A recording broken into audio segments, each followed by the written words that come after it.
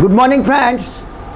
I am Captain Dr. D.K. Ramawat, working as a non-invasive cardiology at Ramawat Heart and General Medicine Hospital, Barmer, Rajasthan, India.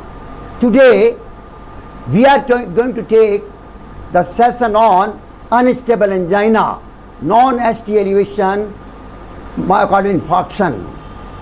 Today, we are going to discuss the unstable angina, the non-ST elevation, myocardial infarction, and we will discuss in two parts. Today we are going to take part 1. We are taking part 1 of non-ST elevation MI, the management of non-ST elevation acute coronary syndrome in Indian patients.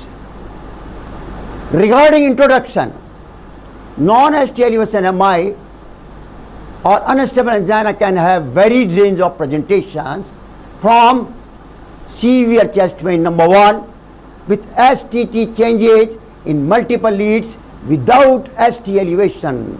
It is without ST elevation, or it can have the near normal ECG. And fourth point, it can have the typical chest pain, atypical chest pain, not typical, atypical chest pain. It means it meets two characteristics of typical chest pain. And so what is typical chest pain? Substernal chest pain provoked by exertion or stress and relieved by rest or nitroglycerin. Regarding epidemiology or unstable angina in India, the proportion of acute coronary syndrome patients diagnosed as unstable rose from 40 to 60% from 2008 to 2013. Now, why it has risen? This rise can be attributed to three factors. Number 1, wider use of cardiac troponins in emergency department, especially new high sensitive assay with ability to detect a small amount of myocyte injury.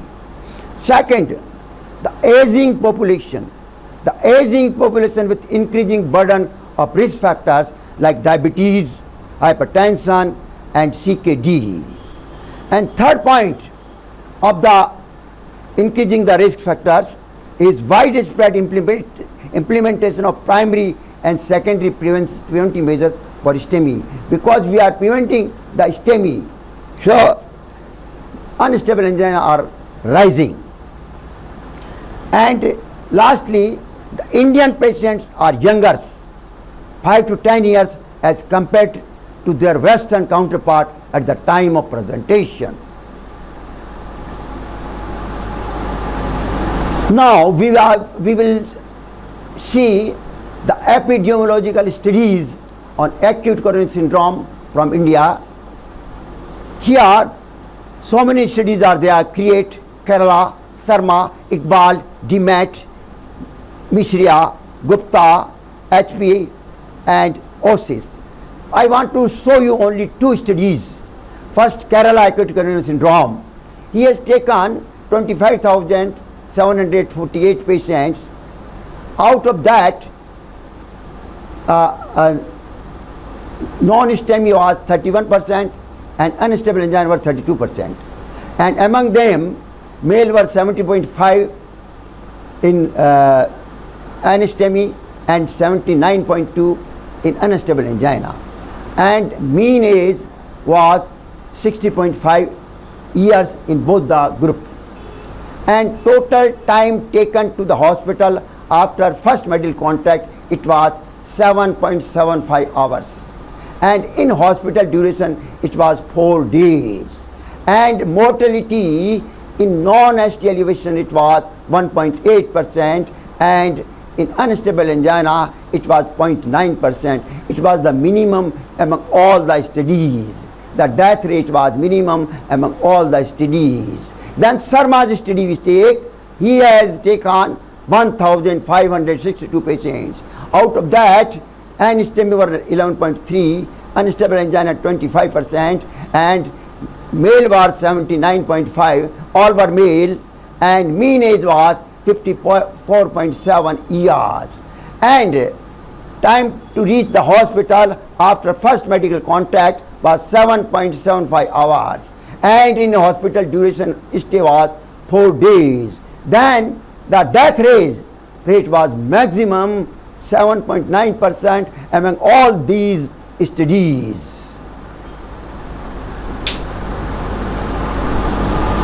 Regarding pathophysiology, there are primary and secondary mechanism. Two mechanisms are there. The primary pathological mechanism consists of rupture of an atherosclerotic plaque with superimposed thrombus causing severe but non-occlusive luminal obstruction. Also, a totally occlusive plaque can lead to this syndrome in presence of adequate cholesterol flow. Other possible mechanisms include inflammation, dynamic coronary spasm, spontaneous dissection, and severe progressive atherosclerosis. Now, in secondary mechanism of unstable angina, which can be caused by anemia, infections like chlamydia pneumonia, H. pylori, herpes virus, cytomegalovirus, and influenza virus. And in secondary mechanism, after anemia and infection, the fever, hypertension, tachyarrhythmia, thyrotoxicosis, hypoxemia, and secondary to respiratory failure. Now, how we can diagnose the unstable angina? We have no difference on the diagnostic aspects of non-STEMI and unstable angina in Indian versus Western patients. First, I would like to show you the list of investigations to be done in MI. The immediate investigations which are recommended in the hospital: ECG, portable X-ray, portable echocardiography, CBC, PT-INR with APTT and ACT, serum electrolytes which consist of sodium, potassium and magnesium, urea and creatinine, blood glucose and lipid profile, and biomarkers like troponin and CPK-MB. Then we go to, for the diagnosis purpose, first we will take the clinical features of unstable angina. The chest pain, there is chest pain or discomfort or more intense, lasts longer, more than 20 minutes, precipitated by less exertion, occurs spontaneously at rest, called angina decubitus, is progressive in nature, called crescendo in nature, or involves any combination of these features.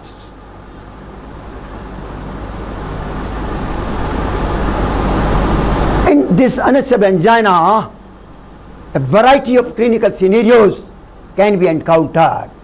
Number one, resting retrosternal pain of more than 20 minutes duration. Number two, recent onset effort angina of severe grade, that is grade 3rd or more. Then number third, stable angina that is increasing in frequency. Stable angina is increasing frequency or severity at lower threshold. Then fourth and the last scenario will be post-infarction angina. Overall prolonged rest pain as presenting feature predominates over new onset or accelerated angina. And here we are supposed to know the elderly females. Number one, elderly females, then diabetics, CKD patient, and uneducated patient who are at risk of having atypical symptom and late presentation to the hospital. These people are having atypical symptoms and they present late in the hospitals. Elderly female, diabetic, CKD, and uneducated patients. Now simultaneously we can see the Braunwald classification of unstable angina. At a glance you see it can be classified into 3 points. There may be no angina at rest. Then if angina at rest is within past month, then it is subacute angina at rest. And if angina during rest is within 48 hours, last 48 hours, then it is acute angina at rest. Regarding clinical situation, if it develops rest angina secondary to extracardiac conditions, then it is secondary unstable angina. Or if there is no contributory extracardiac conditions with rest pain, then this is primary unstable angina. Or if it develops within 2 weeks of acute MI, then it is post-MI unstable angina.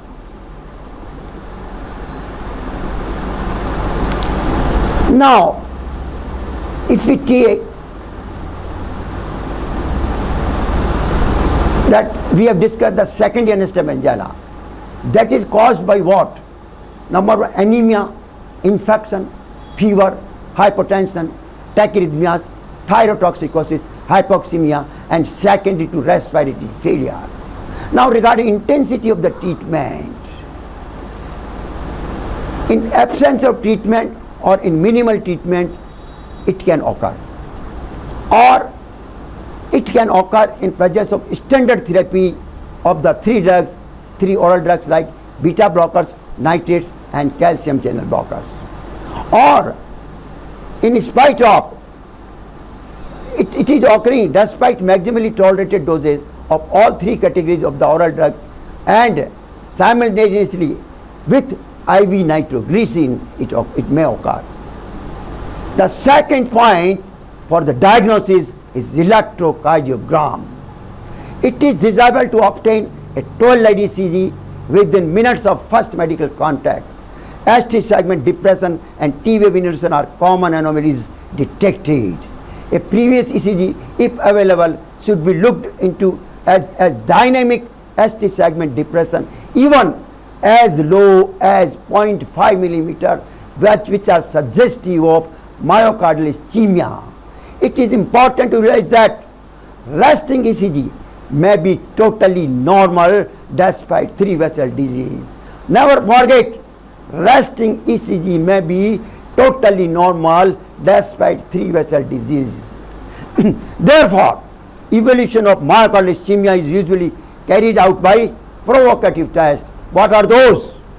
Stress electrocardiography, TMT, stress echocardiography, dobutamine, etc., stress thallium, then lastly positron emission tomography. In case of non-diagnostic initial ECG, serial ECGs are advised. Greater degrees, number of leads and magnitude of deviation in each lead of ST depression portend one's poor outcome. ST elevation in AVR, listen it carefully. ST elevation in AVR more than 1 mm indicates high likelihood of triple vessel disease or left main disease with worst outcome.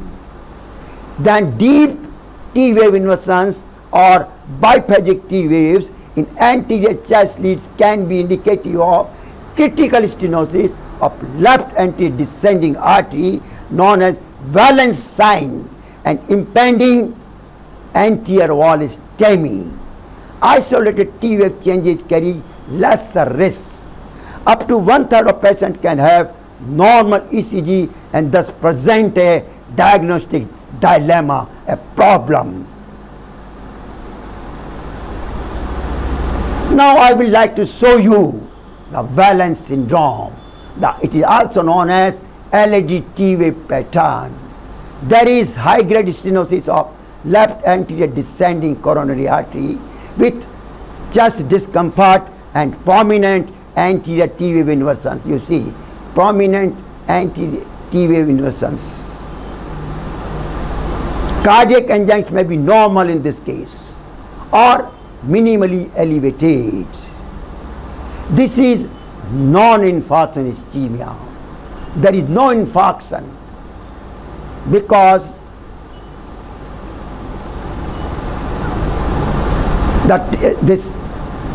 the enzymes were normal or minimally elevated, so it is non-infarction ischemia. Now, what are the high-risk features of unstable angina? If we take the history of the patient, then accelerating tempo of ischemic symptoms in preceding 48 hours. You will see in history ischemic symptoms in preceding 48 hours. And number 2 in history, prolonged ongoing rest pain more than 20 minutes. Then if we see the risk features in clinical features, risk factors, pulmonary edema there will be most likely due to ischemia, new or worsening mitral regurgitation murmur. Then in clinical picture, S3Z or new or worsening rails on chest heard. Then in clinical pictures you will see hypotension, bradycardia or tachycardia. And here always the age is greater than 75 years. Then if we look towards the ECG, there are transient ST segment changes greater than 0.5 millimeter. There can be bundle branch block or new or presumed new bundle branch block, or sustained VT will be there. And you will see that raise of the cardiac biomarkers. You will see the elevated cardiac biomarkers like troponin I and CPK-MB.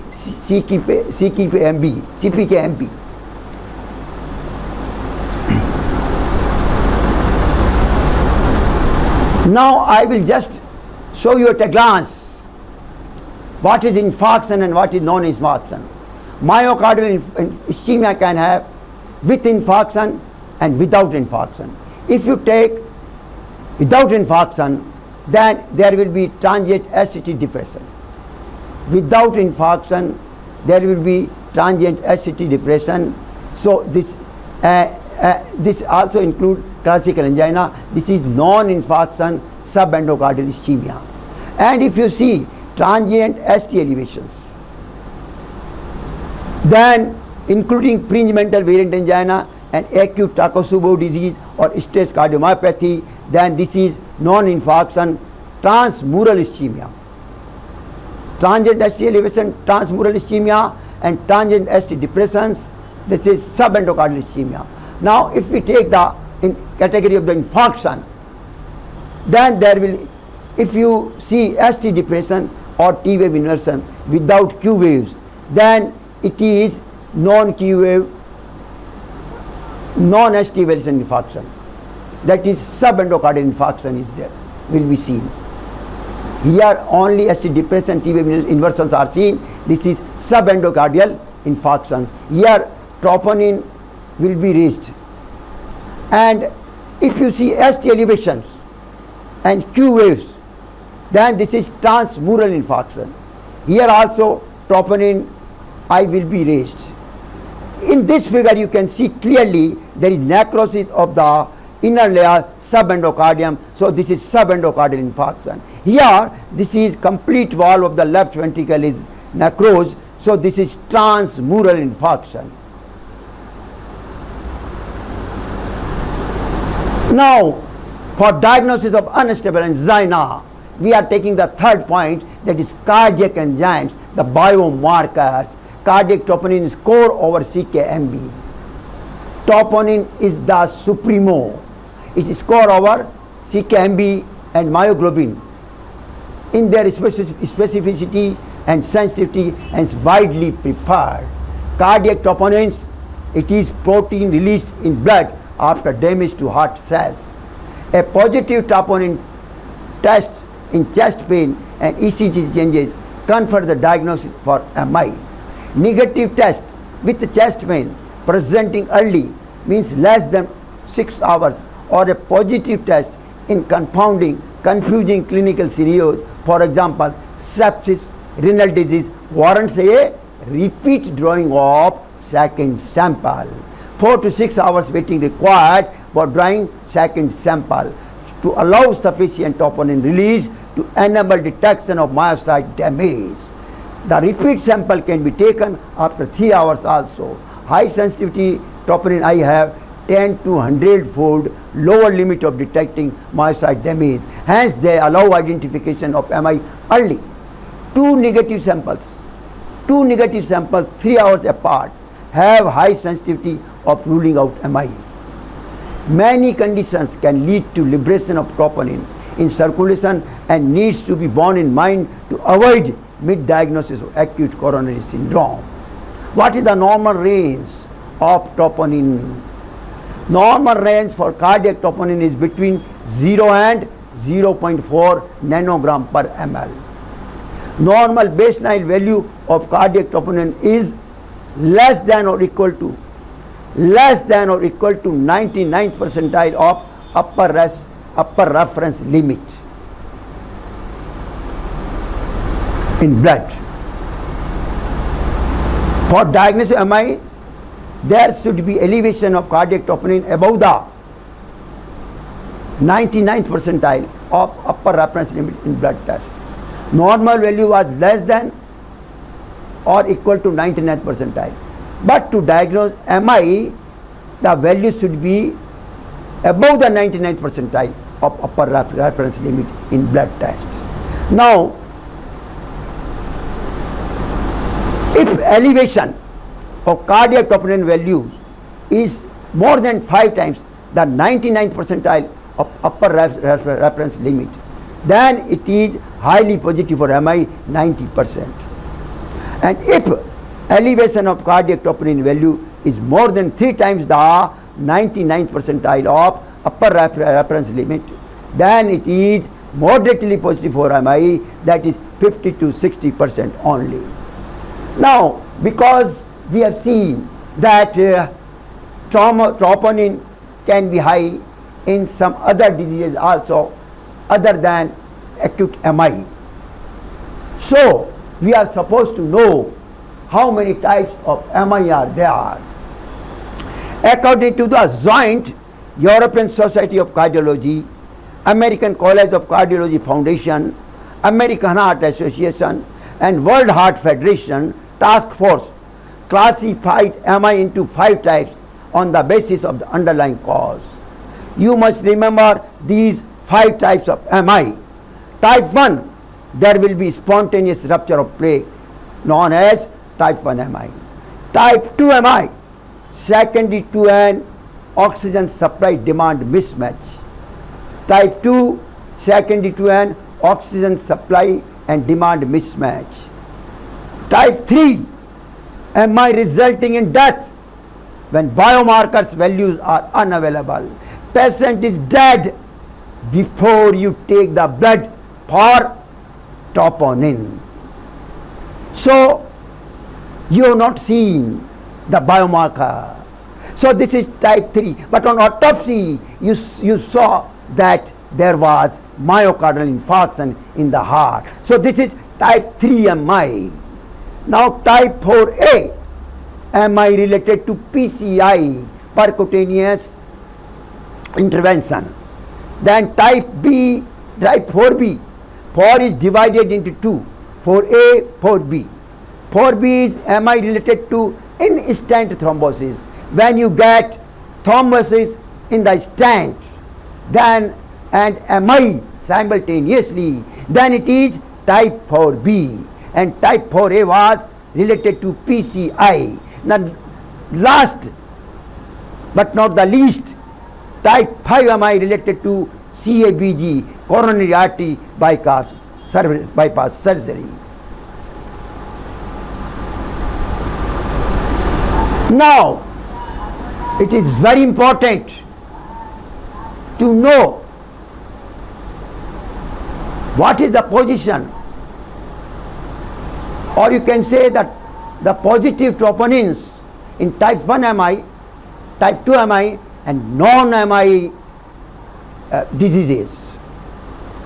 Here, troponin positive we divide into 2 categories. First, evidence of overt ischemia, and second, no overt ischemia, means this is non-MI. Now, in overt ischemia we divide in 2 categories.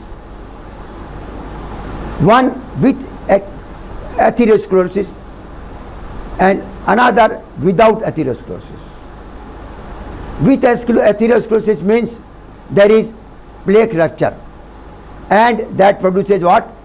Type 1 STEMI or non-STEMI, whatever it is.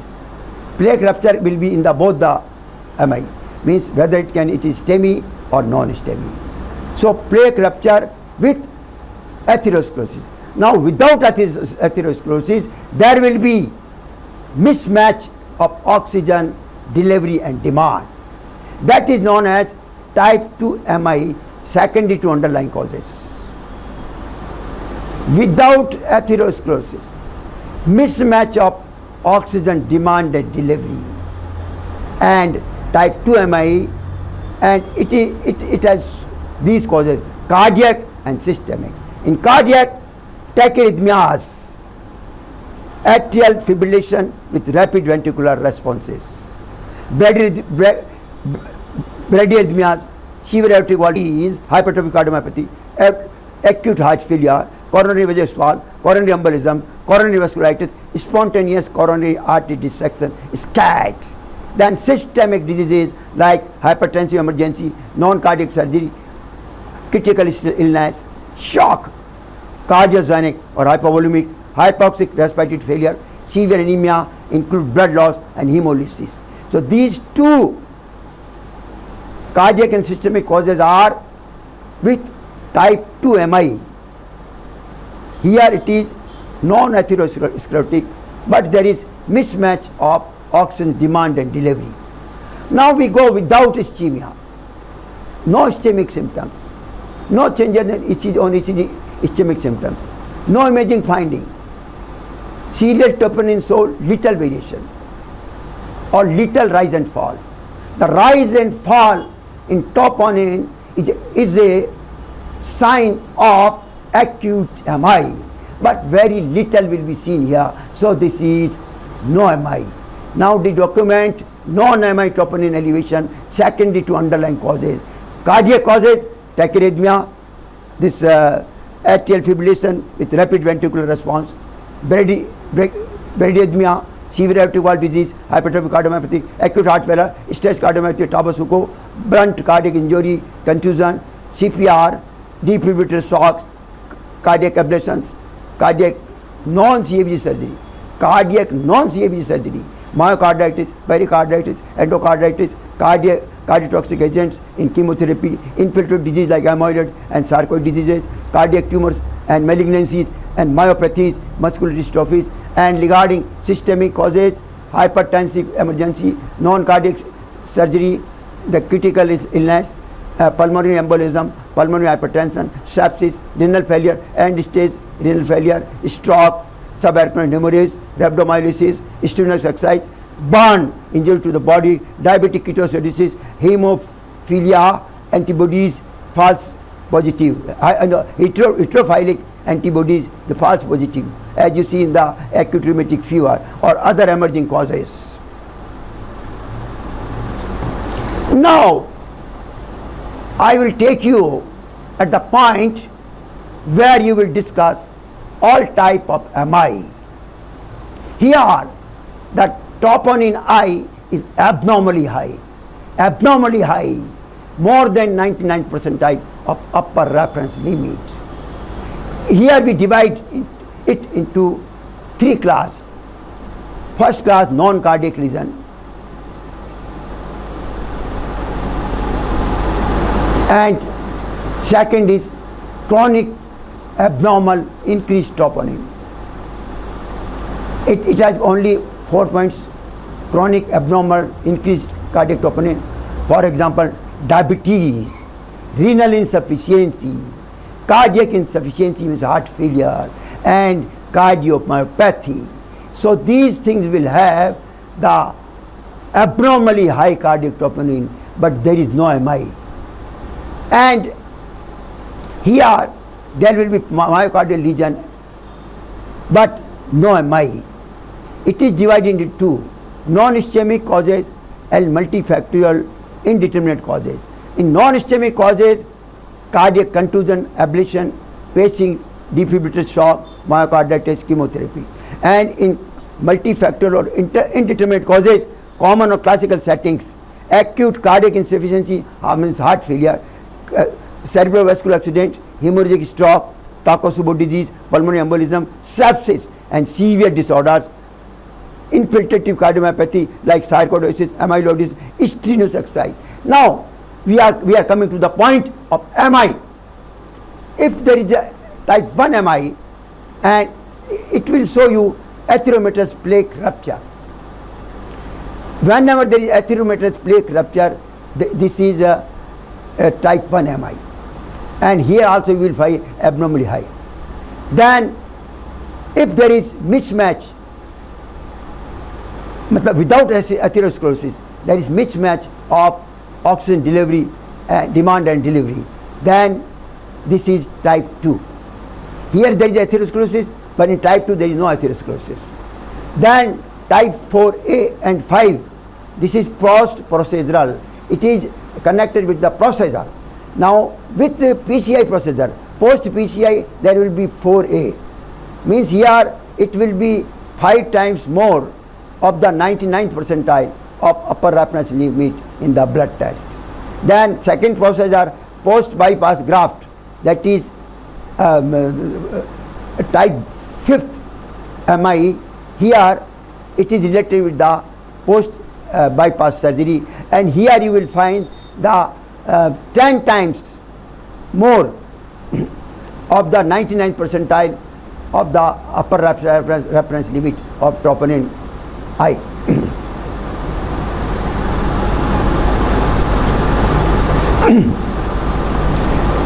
We were discussing the cardiac enzymes.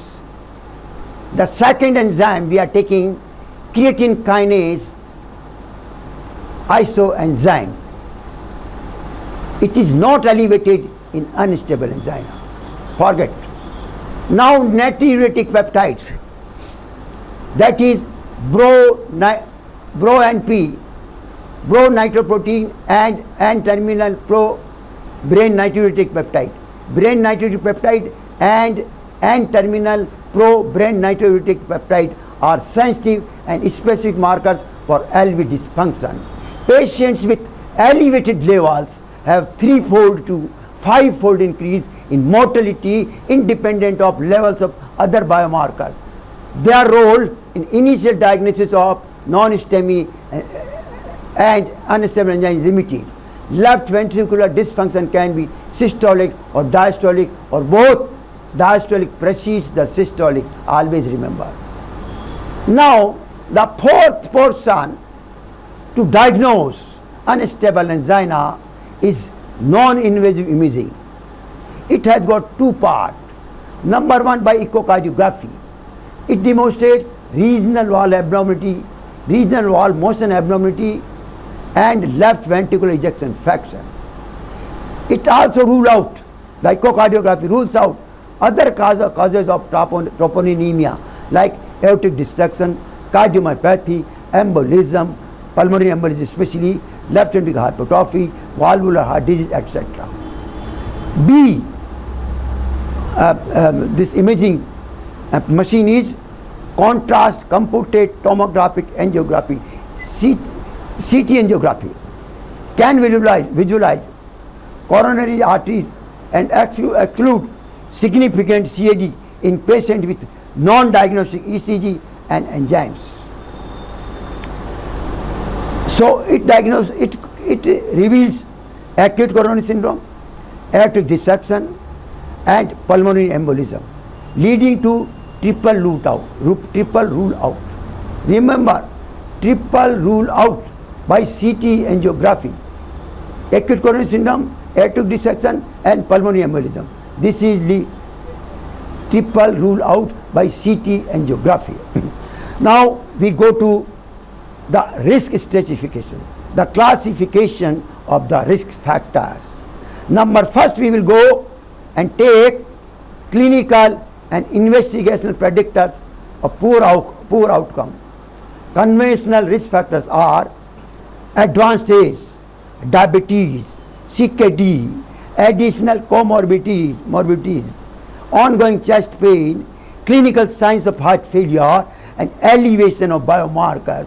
These are ominous signs can predict poor prognosis.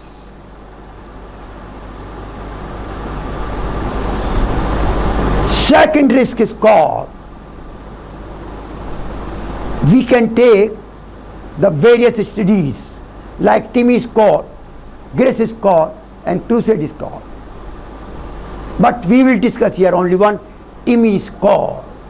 TIMI score, thrombolysis in myocardial infarction. TIMI score uses 7 variables, symbols, to predict death, MI, repeat revascularization at 2 weeks. As the score increases, the possibility of risk increases linearly.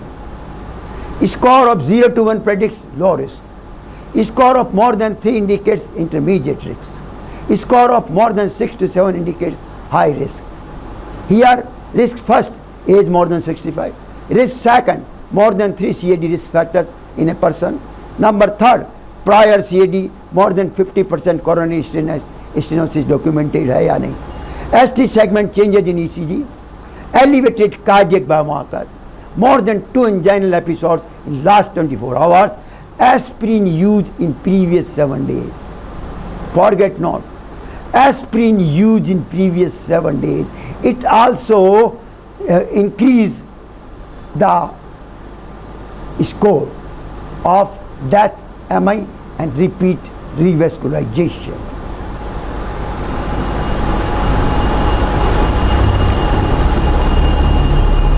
Now, after risk classification, we will take medical therapy for unstable angina.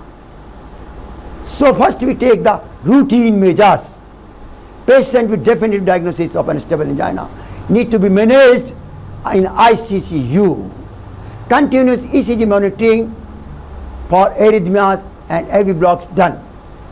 New onset ST segment deviations are suggestive of ongoing ischemia and warrants aggressive therapy.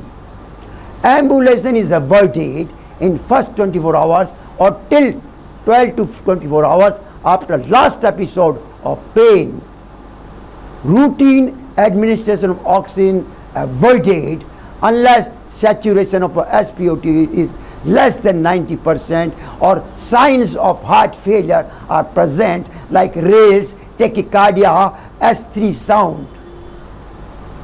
2 to 4 liters per minute, 100% oxygen for 6 to 12 hours by mask or nasal prongs is satisfactory. Serial arterial blood gas measurement to see the efficacy of oxygen therapy employed. Other causes of hypoxemia, for example, heart defect, bronchial asthma, emphysema, bronchitis, and high altitude excluded. If pulmonary edema present, non-invasive CPAP and BiPAP or invasive mechanical ventilation required. Now we have to ameliorate the pain and ischemia. It is one of the initial goal of ICCU admission. Pain is associated with ischemia. Any intervention that increase supply and decrease demand of oxygen can alleviate pain. So first drug to relieve ischemic pain is the nitrate. Nitrates are potent vasodilator having beneficial effect at multitude levels, both on arterial and venous systems as well as coronary and peripheral systems. Nitrates also help in alleviating heart failure and hypertension. Initially we give what? Sublingual 0.5 mg or buccal spray 0.3 to 0.6 microgram. Routes are prepared for fast relief pain. They relieve the fast pain. They relieve pain fast. Subsequent doses are given at 5 minutes interval. If even after 3 doses pain persists, IV nitroglycerin given diluted in dextrose 5% injection or sodium chloride 0.9% injection in doses of what? In doses of 5 to 10 microgram per kg per minute every 5 minutes given.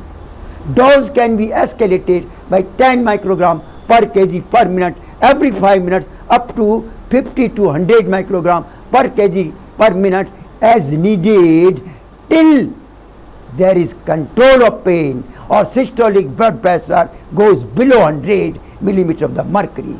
Now, what are the contraindications to nitrates? That include use of phosphodiesterase inhibitors like sildenafil with last 1 to 2 days, or hypertension, systolic BP less than 90 millimeter or less than 30 mm fall from baseline value, and severe arrhythmia, then don't give nitrates.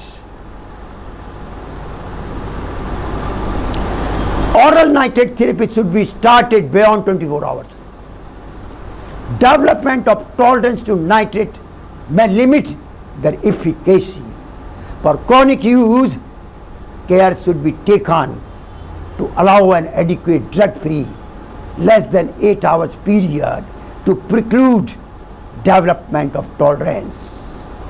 Because of their ability to enhance coronary blood flow by coronary vasodilation and to decrease ventricular preload by increasing venous capacitance, sublingual nitrates are indicated for most patients with an acute coronary syndrome.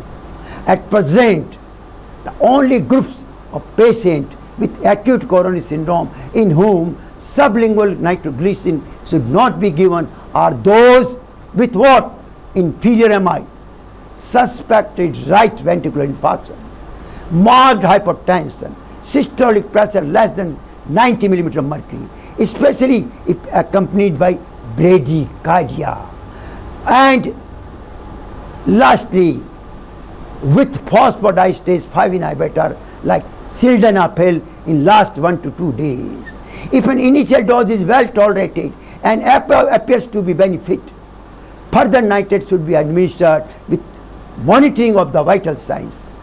Even small doses can produce sudden hypertension and bradycardia, a reaction that can be life-threatening but usually easily reversed with intravenous atropine if recognized quickly. Long-acting oral nitrates preparation should be avoided. Remember,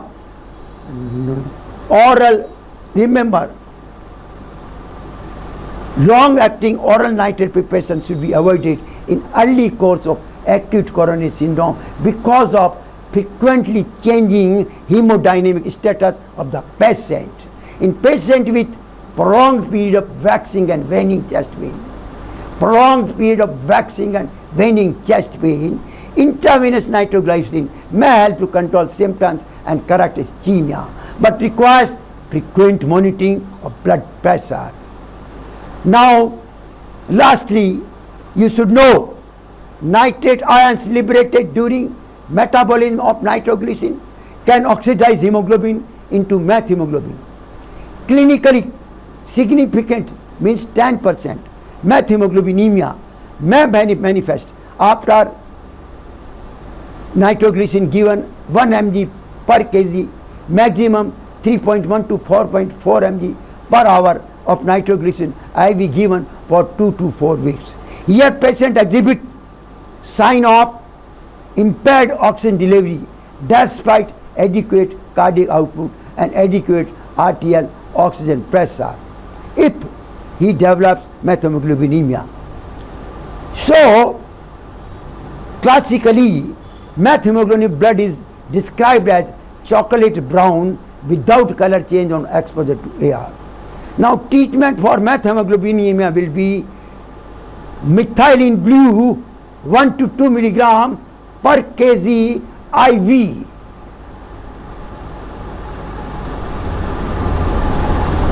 So the second drug, the beta blocker to relieve pain and ischemia. Relieve ischemic pain. Beneficial effect of beta blocker include reduced rate of reinfarction, reduce recurrent ischemia, and reduce arrhythmic death. To start oral therapy in all patients, you can start oral therapy in all patients except with the following symptoms. There should not be conduction defect. first degree AV block or second, third degree AV block. There should not be low output cardiac state producing oliguria. There should not be reactive airway disease like asthma. There should not be hypotensive systolic blood pressure less than 90. There should not be signs of heart failure and seeing the tachycardia, S3 sound or rails. There should not be tachycardia with low stroke volume. There should not be sinus bradycardia, heart rate less than 50 per minute. There should not be patient at risk of cardiogenic shock. And it is also not given with prinzmental variant angina, vasospastic angina. Now regarding the classification of the beta blockers, the first generation, the propranolol, non-selective. The second generation, atenolol, metoprolol, beta selective. The third generation, carvedilol with additional alpha blocking and vasodilators. Isobisoprolol with additional alpha blocking and vasodilators. The fourth generation is nebivolol with additional and blocking, with additional alpha blocking and vasodilator.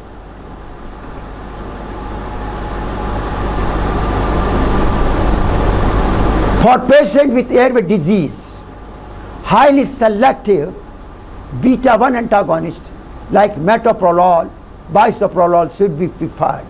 Whereas for those with LV dysfunction, means when ejection fraction is low, carvedilol is preferred.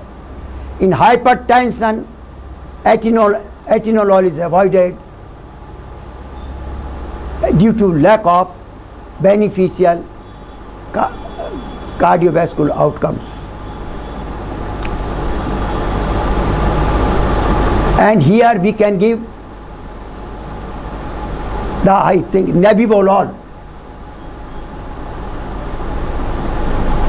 And the third, the calcium channel blockers, also reduces chest pain and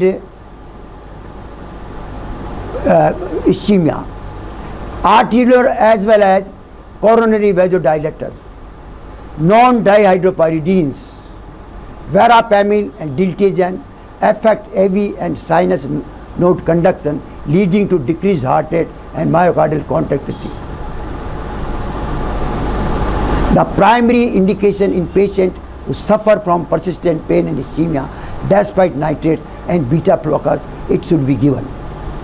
It is useful with contraindication to beta blockers therapy and with hypertension, and it is drug of choice for vasospastic variant angina,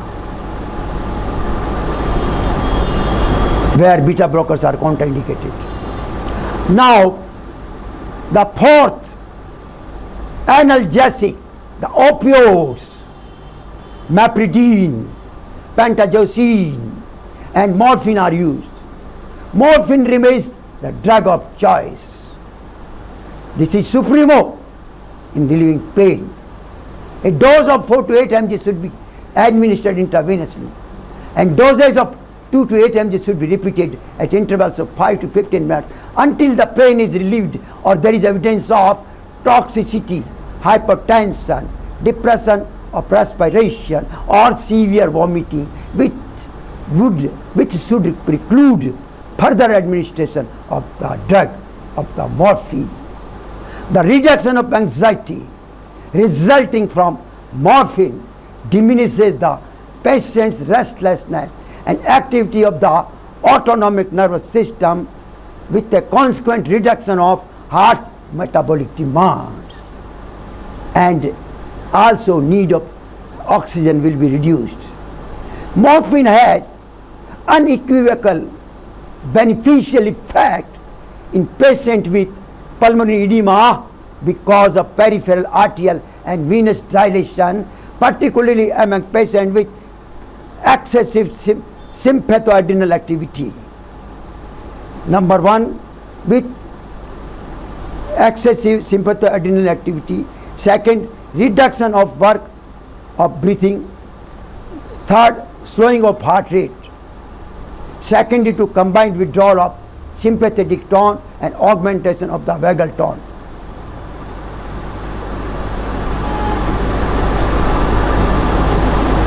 Hypotension. If systolic arterial pressure declines below 100 mm, following the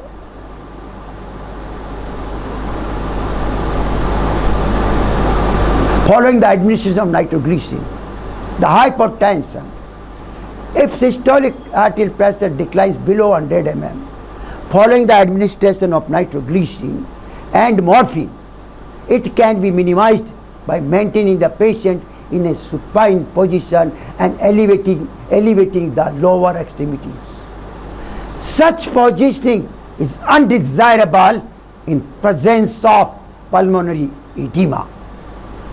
But morphine rarely produces hypotension under these circumstances.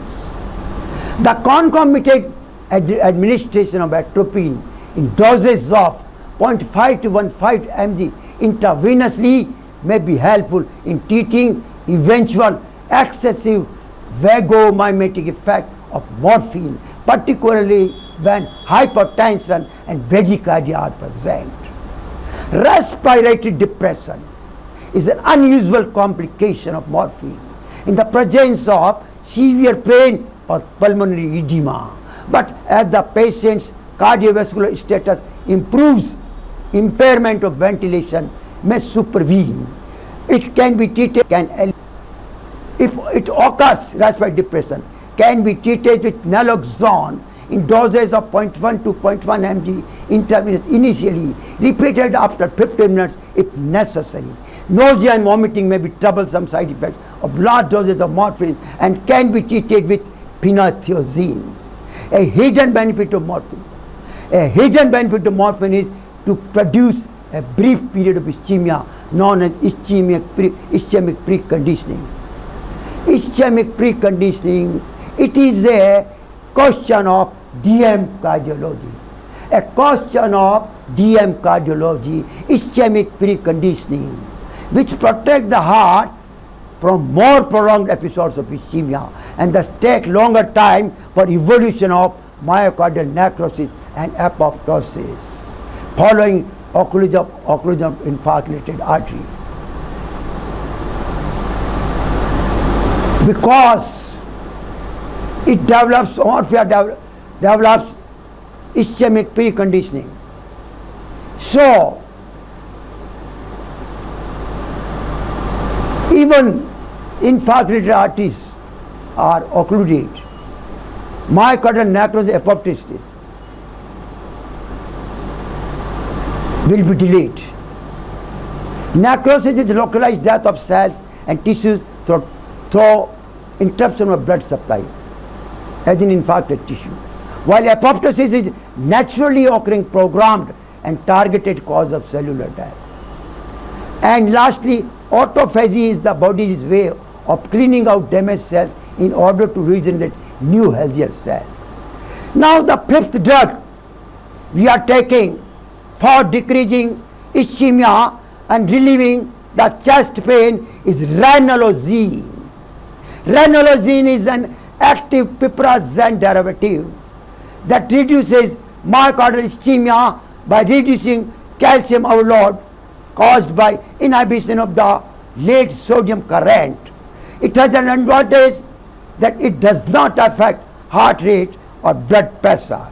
It could be used as a first-line anti-anginal. First-line anti-anginal in patients with slow heart rate or low BP. It may be combined with beta blocker, nitrate, dihydropyridine calcium channel blocker, and caution is warranted. Caution is warranted with non-dihydropyridine calcium channel blocker, as the latter inhibit cytochrome P3A, and cytochrome P3A removes drugs and toxins from the body. It has been shown to prolong acute interval. Ranolazine actually has an anti-arrhythmic effect. It reduces the frequency of angina and improves exercise performance.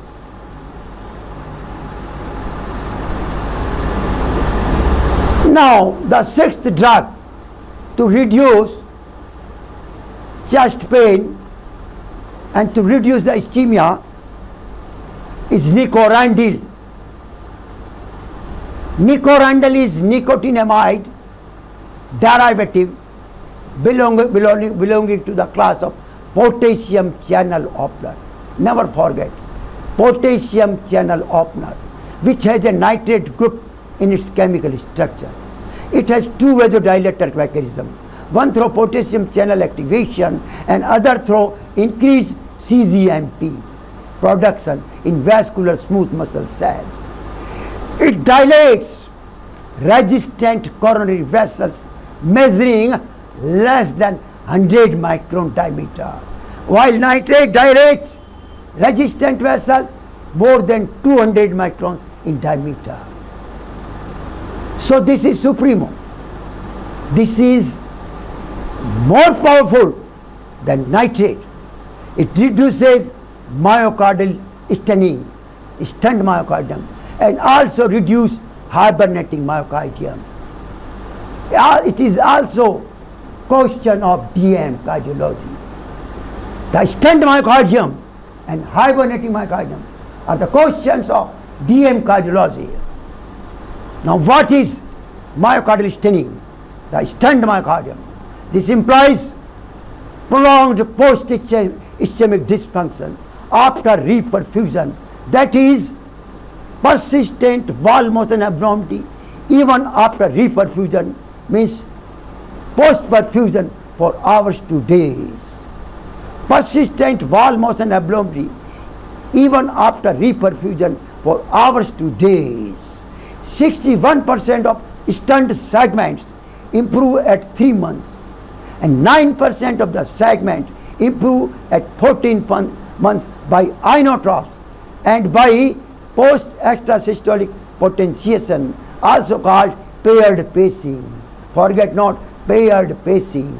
Now we take myocardial hibernation, the hibernating myocardium. What it means? It implies chronic persistent ischemia of months to years.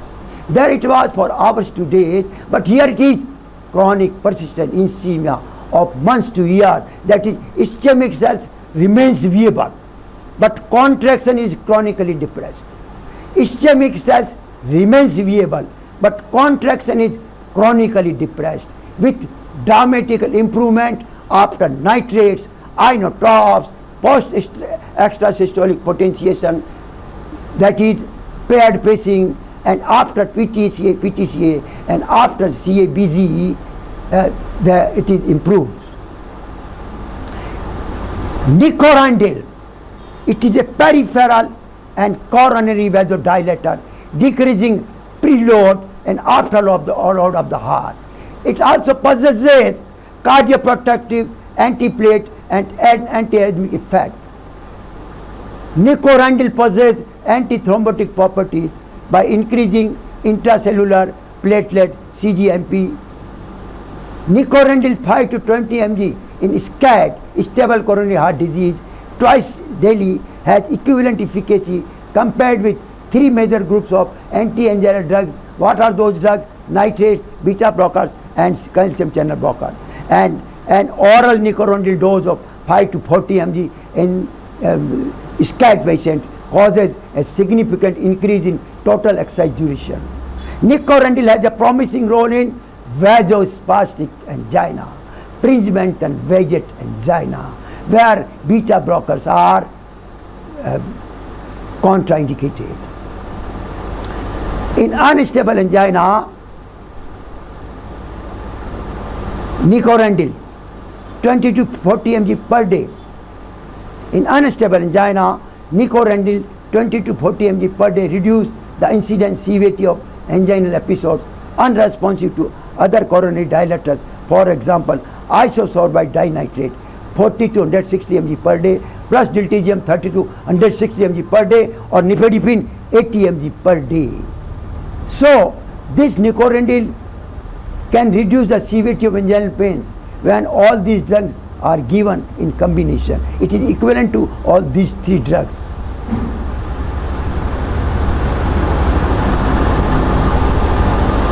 Nicorandil, it reduces non-sustained VT and SVT. In acute coronary syndrome, IV nicorandil, bolus 2 to 20 milligram, and infusion of 2 to 6 mg per hour was found to produce an increase in coronary sinus blood flow between 6 and 81%, in contrast to nitroglycerin, which decrease the blood flow. That it may be used as an add-on anti-anginal. An add-on anti-anginal. You can add this nicorandil on other anti-anginals in those with inadequate relief of angina, or in those who cannot tolerate to standard anti-anginal drugs. In congestive cardiac failure with left ventricular dysfunction, tolerance to nicorandil is not found, and it is utilized for longer period of times with beneficial effect, while nitrates have got tolerance. Here, IV nicorandil infusion 23 mg per hour results in less tolerance over a 24 hours period, thereby maintaining significant relaxation in systemic blood pressure, peripheral capillary wedge pressure, and systemic vascular region throughout the infusion period. It remains same, gives same result throughout the infusion period. Cardiac output increases despite reduced filling pressure. It has a cardioprotective effect in AMI by limiting infarct size and attenuating myocardial stenting, and this is mediated through activation of potassium channels. Intracoronary administration improve myocardial perfusion after coronary revascularization by reversing no-flow phenomenon. No-flow phenomenon, a microcirculatory dysfunction. It is also a question of DM cardiology. It reverses no-flow phenomenon, microcirculatory dysfunction, and causes functional recovery of zeobardized myocardium, hibernating myocardium in the convalescent stage. During reperfusion injury, neutrophils infiltrate tissue, producing superoxide radicals, and nicorandil inhibits neutrophil infiltration in damaged cardiac tissues. By its cardioprotective effect, it accelerates recovery of segmental contractility following myocardial stenting and reduces necrotic region size during reperfusion following prolonged ischemia in hibernating myocardium. By its cardioprotective action, it stimulates ischemic preconditioning, a phenomenon in which the pre-period of ischemia and reperfusion occurs in microcirculation, which help in extending the time window for opening infarct-related artery. It is useful as an adjunctive therapy for cardioplegia, heart paralysis during cardiopulmonary bypass.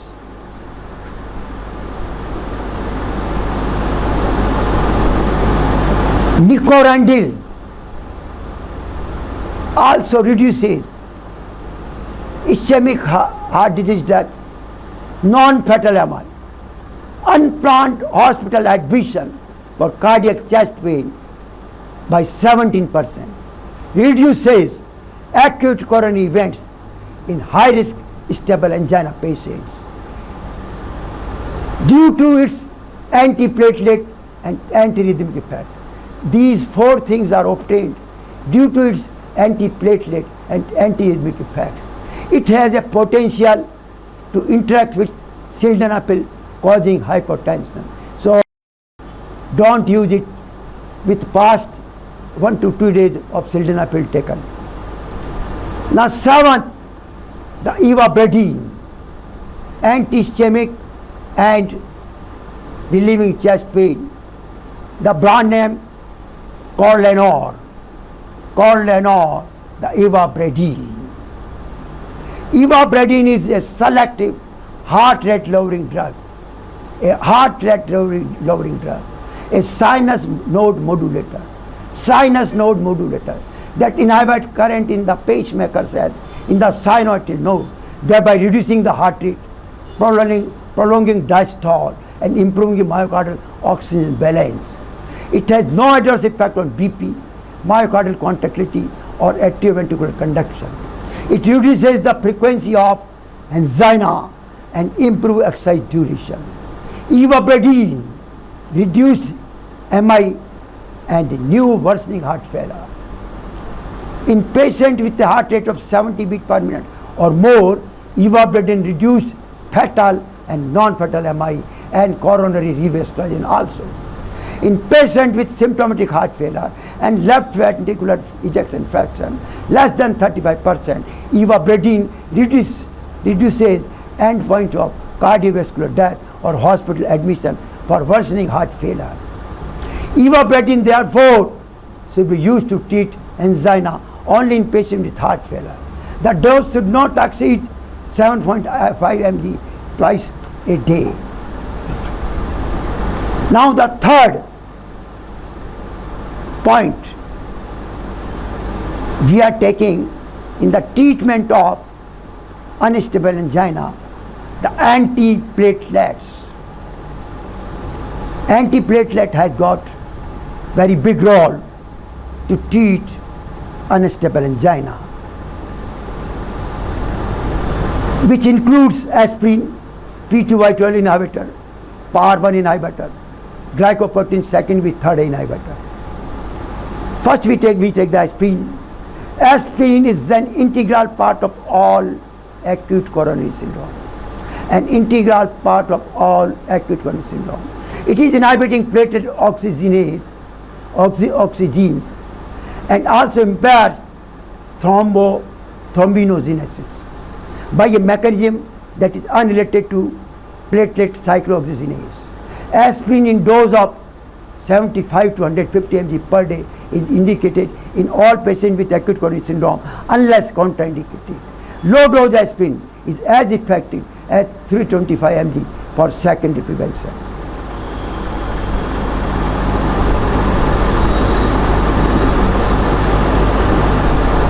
Then second group, antiplatelet group, we are taking thienopyridine, adenosine diphosphate inhibitor, P2Y12 receptor inhibitor. They are used in patients whom aspirin is contraindicated or not tolerated. Here, number first, the clopidogrel, the brand name Plavix, P2Y12 inhibitor. A loading dose of 300 mg, followed 75 mg maintenance dose, recommended. For patient undergoing PCI, additional dose of 300 mg is prudent.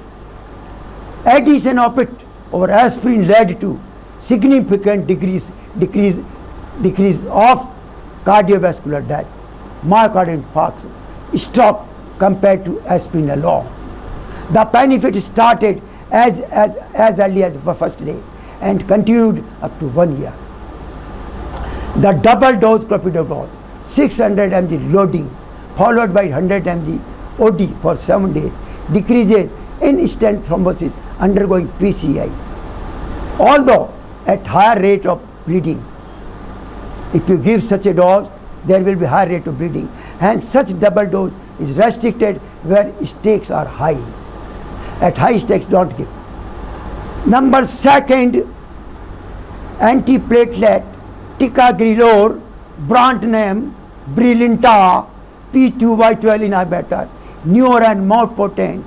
It is first reversible oral P2Y12 antagonist. The therapeutic dose recommended is 180 mg dose loading followed by 90 mg BD maintenance dose with low dose aspirin of 125 mg once, then 50 to 100 mg per day. Note, exceeding an aspirin dose of 100 mg per day decreases effectiveness of ticagrelor. The platelet inhibition demonstrated is faster, greater and more constant adenosine diphosphate receptor antagonist than clopidogrel in reducing CV death, non-fatal MI, in stent thrombosis in patients undergoing PCI. It also decreases mortality in patients undergoing CABG. The major side effects are dyspnea and symptomatic bradycardia, which rarely led to discontinuation of therapy. The only problems are high cost, twice daily dosing, and reversible action puts patient at risk even after missing single day therapy, as normal platelet function restored immediately. Now another antiplatelet, which is again P2Y12 inhibitor and newer and more potent and non-reversible, we are taking the Prasugrel, the brand name Effient. It is, remember, non-reversible. The therapeutic dose is 60 mg loading followed by 10 mg OD maintenance dose, given with aspirin 75 mg to 325 mg per day. It is superior to clopidogrel in reducing cardiovascular death, MI, stroke, and instant thrombosis in patients of acute coronary syndrome undergoing invasive therapy. All these benefits came at a cost of increased bleeding. All these benefits came at a cost of increased bleeding. Age more than 75 years, body weight less than 60 kg, and prior stroke identifies three groups where bleeding risk outweigh benefit. Hence, it constitutes contraindication. Currently, it can only be advocated for patients undergoing invasive therapy only. Then, the last but not the least antiplatelet agent, which is also P2Y12 inhibitor and newer and more potent, is Cangrelor. The brand name Cangrel. It is second reversible P2Y12 inhibitor, FDA approved in June 2015. It is an antiplatelet drug for IV application. Cangrelor clopidogrel combination is safe and more effective than clopidogrel alone in treatment of stenting coronary arteries and MI. Cangrelor effect is immediate within 2 minutes after infusion, and therapeutic effect can be maintained with continuous infusion. Its half-life is 2.6 to 3.3 minutes. Cessation of infusion follows rapid removal and normal platelet function restored within 1 hour. There is risk of autoimmune reaction as dyspnea, which is smaller when compared with other reversible platelet P2Y12 receptor antagonists, for example ticagrelor, but it is significantly higher when compared to irreversible oral drugs and IV glycoprotein secondary third inhibitor, which do not increase the dyspnea at all. Now I will show you a table which shows the peak of platelet inhibition. The peak of platelet inhibition. First, clopidogrel 75 mg, it will take for peak 3 to 5 days. Then clopidogrel 300 bolus, it takes 4 to 6 hours for peak platelet inhibition. Then clopidogrel 600 mg bolus, it takes 2 hours to reach peak of the platelet inhibition. Then Prasugrel 60 mg bolus, it takes 30 minutes to reach the peak. Then ticagrelor 180 mg bolus, it takes 30 minutes to reach the peak. Then Cangrelor IV, it takes only 2 minutes to reach the peak platelet inhibition. Now, last but not the least antiplatelet, the Vorapaxar, brand name Zontivity. It is a protease activator receptor 1, PAR1 inhibitor and non-reversible. It is used in acute coronary syndrome orally in addition to aspirin or clopidogrel in doses of 0 to 0.08 milligram put orally daily. It reduces the risk of MI, stroke, cardiovascular death, and reduces need for revascularization procedure in patients with previous MI. It possesses a long half-life, which is a problem because currently there is no treatment to reverse its antiplatelet effect. No dose adjustment in person with renal impairment is required, and with mild to moderate hepatic impairment, no dose adjustment is required. No risk in pregnancy. No risk in pregnancy. It is eliminated by metabolism of CYP3A4 and CYP2J2 enzymes, and it's best to avoid any strong CYP3A4 inhibitor, and also CYP3A4 inducer should be avoided.